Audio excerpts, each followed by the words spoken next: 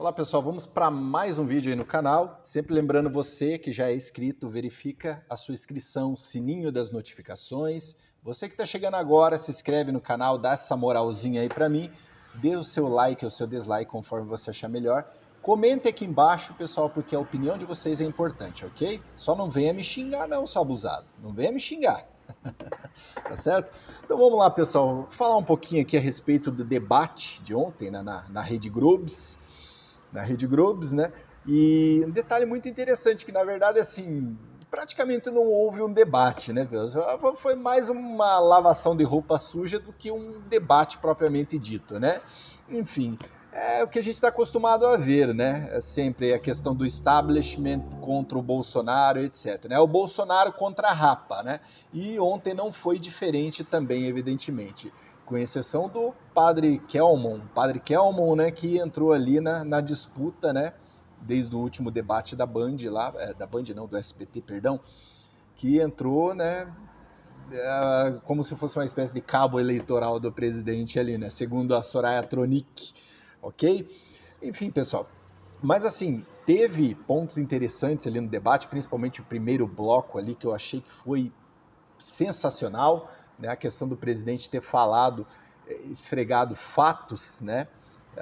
Falado a respeito de fatos, dados, etc., né? Sobre a questão também das mamatas, né? O corte das mamatas, principalmente se tratando da grande mídia, e a própria Rede Globo também, que era beneficiária, né? Que recebia bilhões aí de verbas gordas aí do governo federal, né?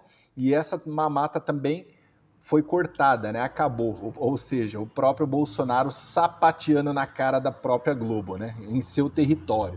Enfim, né, pessoal? Outro ponto importante aqui também, algumas falas aí, que nem alguns candidatos ali que parece que pegaram a onda do Lula, né, de inventar números, né, com o Lula que tem essa mania de querer inventar números, né, chutar números aí.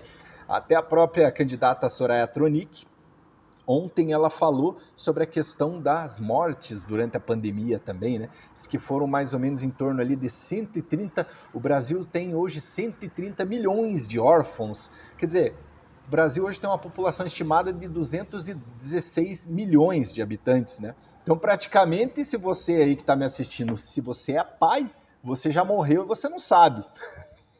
Enfim, né? Eu plagiei essa fala do Oi Luiz, do canal do Oi Luiz, para quem não conhece também, né? Sensacional o canal, sempre acompanho lá, né? E ele não deixa de ter razão, evidentemente. Né? Você é pai aí, você morreu, já nem tá sabendo, né? Segundo os números trazidos, apresentados pela própria Soraya Tronic aí. Ok? Enfim, pessoal, né? A própria Simone Tebet também ali chutando números ali, como por exemplo, durante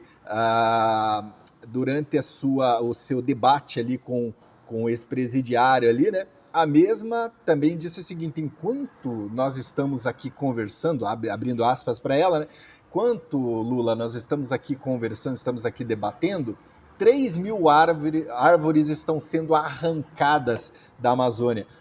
Ou seja, 3 mil árvores durante aquele pequeno bate-papo, ou seja, em questão de 3 minutos, 3 mil árvores estão sendo arrancadas. Ou seja, se isso de fato fosse, digamos assim, números absolutos, números reais, a Amazônia hoje seria um deserto do Saara, do Saara, que não teria árvore em espaço algum, não teria árvore em lugar algum daquela Amazônia. 3 mil árvores em 3 minutos, ou seja, a cada 2 segundos, 1 segundo, uma árvore está sendo arrancada. Enfim, né? Então, uns absurdos assim, pessoal, que, né? E fora as narrativas também, né? Não, porque o governo federal não comprou vacina em tempo hábil, etc. Atrasou a compra das vacinas e não sei o que e tal. Enfim, pessoal. Tudo desmentido pelo próprio presidente também, né? Evidentemente, que com fatos também, fatos, dados, porque em 2020, como o próprio havia alegado também durante o debate, de fato, nenhum país havia comprado vacinas em 2020, porque as vacinas não estavam prontas, certo? As vacinas não estavam prontas. O Brasil também não é muito diferente. Teria que também passar pelo crivo da Anvisa, certo? O presidente não poderia atropelar o órgão regulador, né? O órgão regulador, ele é a Anvisa nesse caso, porque isso poderia dar algum problema maior e, evidentemente, isso acarretaria no seu próprio impeachment. Ou seja, se desse algum problema em relação às vacinas, né?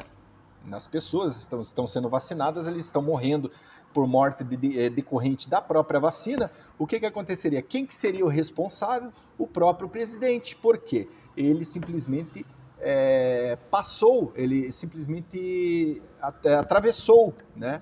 Se atravessou na frente do órgão regulador, que é a própria Anvisa. Tá certo? A Anvisa serve justamente para isso. Tá, sem o crivo dela, infelizmente não tinha o que fazer. Porém, o presidente ainda do governo federal comprou as vacinas em tempo hábil. Comprou as vacinas em tempo hábil. Hoje o Brasil é um dos países que mais vacinam no mundo inteiro, para se ter uma ideia.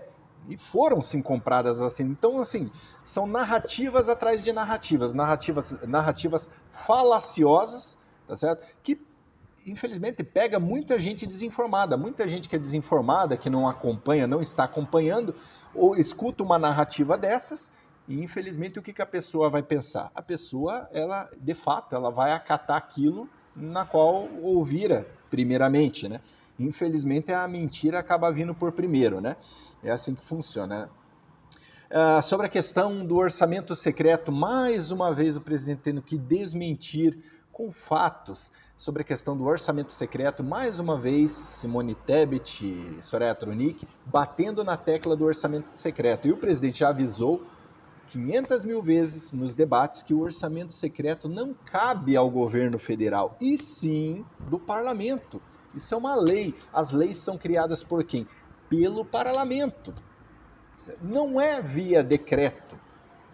Portanto, o presidente não tem absolutamente nada a ver com a questão do orçamento secreto. Então, mais uma vez, ele teve que explicar isso lá. Enfim, né?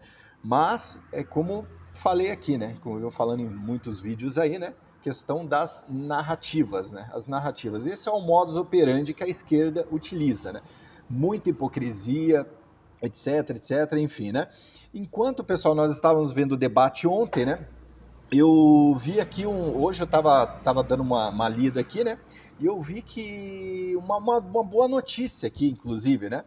O desemprego ele cai a 8,9%, é o menor desde 2015, segundo os dados do IBGE, para se ter uma ideia. Certo? Isso se deve ao quê? Graças ao governo, graças ao Estado, que o Estado cria empregos? Não, o Estado não cria empregos, ok? O Estado não vai criar empregos.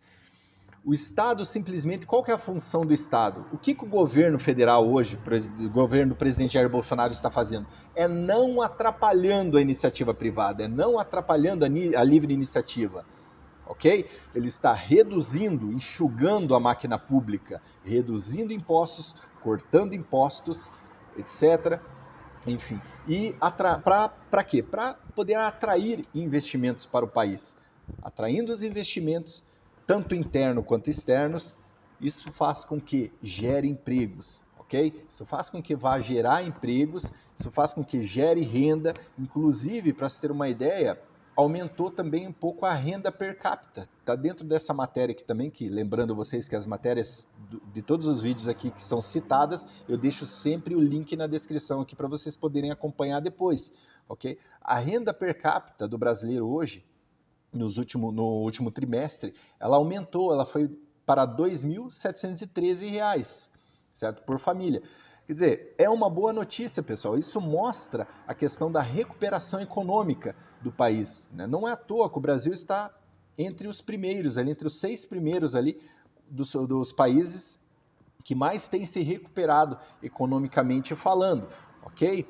Isso se deve ao quê? Aquilo que a gente sempre tem falado aqui no canal, questão de um governo que não atrapalha a livre iniciativa, que não atrapalha, né, a iniciativa privada, ok? Reduzindo impostos, cortando impostos, diminuindo a máquina estatal, ok, gente?